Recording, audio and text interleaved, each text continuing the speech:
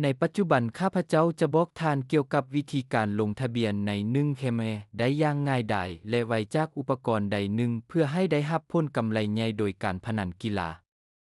เปิดตัวท่องเว็บในโทรศัพท์หรือคอมพิวเตอร์ของทานพิมพ์1 เคมในแท็บค้นหาและไปที่เว็บไซต์อยู่ที่นั้นทานจะเข้าไปในเมนูหลักเลือกปุ่มลงทะเบียนข้าพเจ้าแนะนำให้ทานเลือกทางเลือกอีเมลเพราะว่านี้แม่นการลงทะเบียนอย่างเต็มที่กับการปกป้องข้อมูลของทาน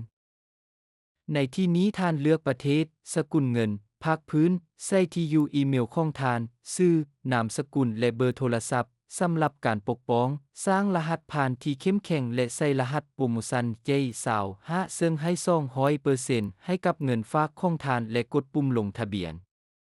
ค่อยจะออกรหัสโปรโมชั่นให้กับเจ้าในคำเห็นข้างลุ่มนี้วิดีโอหลังจากนั้นตื้มเงินใส่บัญชีของทานด้วยวิธีที่ง่ายและได้รับ 200% ในเงินฝากครั้งทำอิฐของทาน